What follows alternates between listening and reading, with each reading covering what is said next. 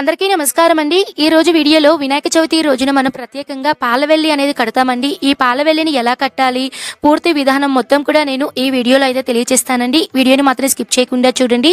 వీడియోనది చాలా వరకు అందరికీ ఉపయోగపడుతుందండి. ఖచ్చితంగా మీకు ఉపయోగపడితే లైక్ చేయండి.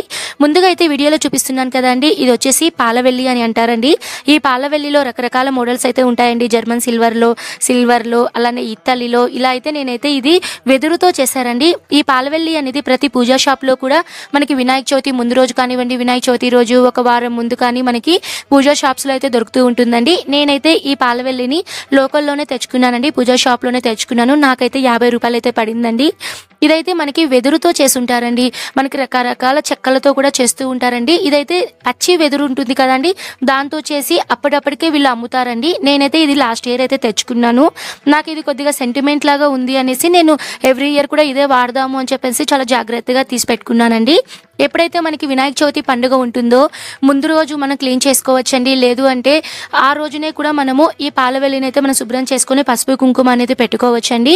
కానీ మనం ముందు రోజు చేసేసుకుంటే ఏమవుతుందంటే పూజ రోజు టయానికి మనకి కొద్దిగా టైం అనేది సేవ్ అవుతుందండి. అందుకని ఈ పాలవెల్లిని మనము ముందు రోజు, ఈ సంవత్సరం మనకి శనివారం వచ్చింది కాబట్టి శుక్రవారం రోజునే మీరు దీన్ని శుభ్రంగా నీళ్ళతో కడిగి తర్వాత చక్కగా పసుపు కుంకుమలు అనేటివి పెట్టుకోవాలండి.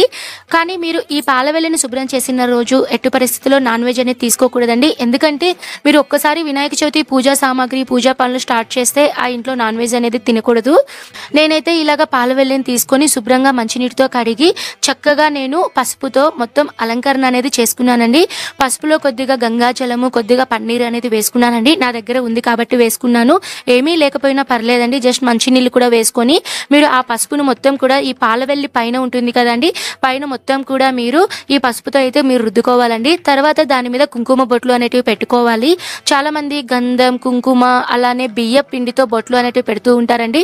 అది వాళ్ళ తృప్తి కోసం ఎలా అన్నా సరే అలంకరణ అనేది చేసుకోవచ్చండి. ఇక్కడైతే మనము ఈ పాలవెల్లిని పందిరిలాగా అయితే మనం కడతామండి. ఎందుకంటే ప్రతి సంవత్సరము కూడా వినాయకునికి ఈ పాలవెల్లిలో ఎప్పుడైనా సరే ఈ పాలవెల్లి మండపం ఉంటుంది కదండి, ఆ మండపం కిందనే వినాయకుడు కూర్చుంటారు, అక్కడ ఆయన పూజలు అందుకుంటారు అని అయితే చెప్తారండి. ఒకవేళ పాలవెల్లి అనేది లేకపోయినా కూడా పర్లేదండి, అలానే కూడా మీరు పూజ చేసుకోవచ్చు. ఇప్పుడైతే నేనైతే ఈ విధంగా పాలవెల్లికి పసుపు కుంకుమ అనేది పెట్టుకొని పక్కన పెట్టుకున్నానండి. తర్వాత ఈ పాలవెల్లిని మనం పందిరిలాగా కట్టుకుంటామని చెప్పాం కదా అండి, ఇందులో మనం పందిరిలాగా కొద్దిగా మోడల్ కోసము ఫ్రూట్స్ అనేటివి తీసుకున్నానండి. ఇక్కడ నేను ఒక 3-4 రకాల ఫ్రూట్స్ అయితే తీసుకున్నాను. మనకి యాపిల్కి మనకి తొడిమ ఉంటుంది కదా అండి, సో తొడిమ ఉండేటువంటి ఫ్రూట్స్ కనుక తీసుకుంటే మనము ఈ పందిరికి పాలవెల్లికి ఈజీగా కట్టుకోవడానికి అయితే ఈజీగా ఉంటుందండి. ఇక్కడైతే నేను యాపిల్, దానిమ్మ అలానే అరటిపండు, జామకాయ వీటికైతే నేను ఒక తెల్ల దారం అనేది తీసుకొని మనము పాలవెల్లికి పెట్టుకుంటాం కదండి, ఎంత సైజ్ అయితే మనకు కావాలి, కొంతమంది వి షేప్ వచ్చేలా కానివ్వండి, కొద్దిగా స్టార్ షేప్ వచ్చేలాగా అలాగా ఈ పండ్లను అయితే పాలవెల్లికి కట్టి అందంగా అయితే డెకరేట్ చేసుకుంటారండి. ఆ విధంగా మీకు ఎటువంటి సైజ్ కావాలి అంటే నేనైతే ఇక్కడ ఒక 3 జానలు అట్లా వెడల్పులాగా అలా అయితే తీసుకొని నేను ఇలా దారంతో యాపిల్కి అలానే దానిమ్మకి ఇలా అయితే నేనైతే ఒక దారం కట్టుకొని అయితే నేను రెడీ చేసుకున్నానండి. దానిమ్మకైతే కట్టుకోవడానికి నాకైతే చిన్న కొమ్మలాగైతే లేదండి, అందుకని నేను సూది దారంతో అయితే నేను కుట్టుకున్నాను. అయితే మీరు ఇక్కడ సూది దారంతో ఏ పండ్లు అయితే కుట్టుకుంటారో మీరు నిమజ్జనం అయిన తర్వాత ఆ పండ్లను వెంటనే తినేయాలండి. ఎందుకంటే అవి పాడైపోతాయి. ఒకసారి మనం సూది అలాంటివి మనం గుచ్చినప్పుడు ఆ పండు అనేది ఆల్రెడీ ఓపెన్ అయిపోతుందండి. తర్వాత రోజు మనం తినాలి అంటే ఒక్కొక్కసారి ఆ పండ్లు అనేవి చెడిపోతూ ఉంటాయండి.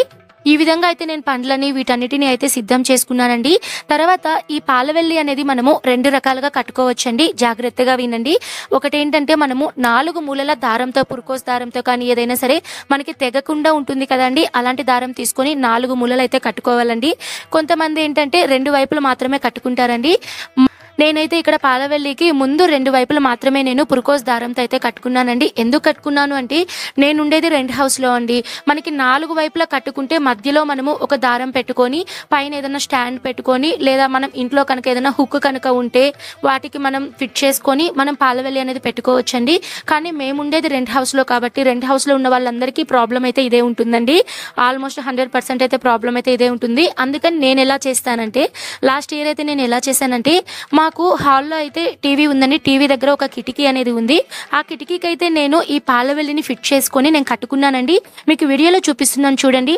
ఇలాగైతే నేను పాలవెల్లిని ఆ కిటికీ దగ్గర మనకి ఒక చిన్న గోడలాగైతే ఉంటుంది, దానికైతే నేను సెట్ చేసుకొని తర్వాత ముందర సైడ్ అయితే మనకి 2 పార్ట్స్ ఉంటాయి కదండి, ఈ పక్క ఆ పక్క నేను పురుకోస్ దారంతో అయితే నేను కట్టుకొని ఆ 2 దారాలు నేను కిటికీకి అయితే కట్టుకున్నానండి. వీడియోలో అయితే నేను చాలా క్లియర్గా చూపిస్తున్నాను చూడండి. ఈ విధంగా అయితే నేను పాలవెల్లి అనేది పెట్టుకున్నానండి. అయితే మా కిటికీ అనేది కొద్దిగా హైట్ అనేది ఎక్కువ ఉందండి, అందుకని నేను మనం వినాయకుడిని పెట్టుకుంటాం కదా, ఆ ప్లేస్లో అయితే ఒక 2 పీటలు అయితే నేను కొద్దిగా హైట్ కోసం అయితే నేను పైకి పెట్టుకున్నానండి. ఒకవేళ మీకు అలాగా హైట్ కనుక ఉంటే మీరు కూడా కొద్దిగా ఎత్తులో పెట్టుకోవడానికి ప్రయత్నించండి. ఎందుకంటే పాలవెల్లి ఎక్కడో ఉంటుంది, మళ్ళీ వినాయకుడి కింద ఉంటే మనకి చూడడానికి అంత లుక్ అయితే ఉండదు కదా, అందుకని మనకి పాలవెల్లికి కింద కొద్దిగా దగ్గరగా మనకి వినాయకుడు ఉంటే చూడడానికి అయితే చాలా బాగుంటుందండి.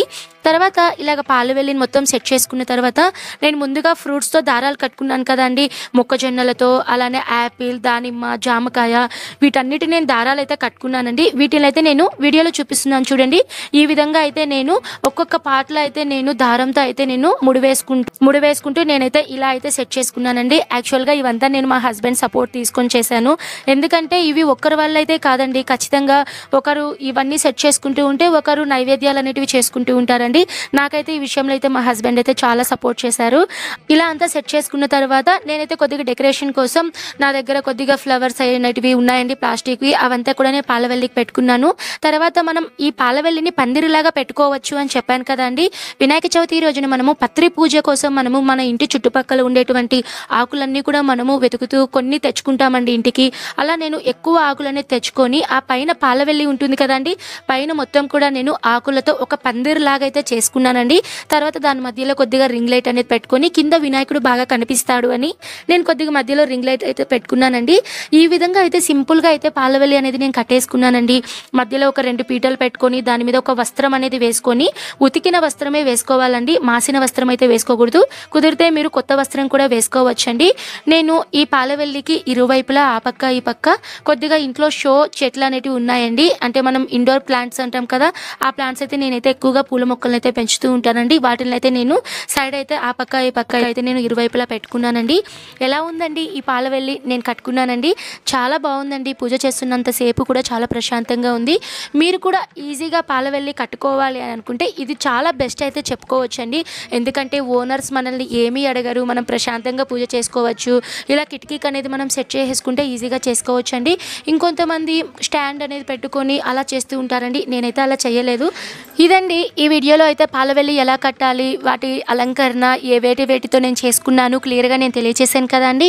నేను మరో వీడియోలో వినాయక చవితి రోజున పూర్తి పూజా విధానం, అలానే వినాయక చవితి పూజా డౌట్స్ అనేటివి, పూజకు ముందుగా చేసుకోవాల్సిన ఏర్పాట్లు ప్రతిదీ కూడా నేను మీకు తర్వాత వీడియోలో అందిస్తున్నానండి.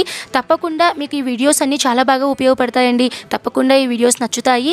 తప్పకుండా మన ఛానల్ని అయితే సబ్స్క్రైబ్ చేసుకోండి. మరిన్ని మంచి వీడియోస్ అనేటివి మీకు నోటిఫికేషన్ రూపంలో అయితే వస్తాయండి. మీకు ఎటువంటి డౌట్స్ ఉన్నా సరే మీరు కామెంట్ చేయండి, ప్రతి ఒక్కరికి రిప్లై అనేది ఇస్తాను. ఓకే అండి, ఇంతటితో ఈ వీడియోని అయితే ముగిస్తున్నాను. సర్వే జన సుఖినో భవంతు. స్వస్తి.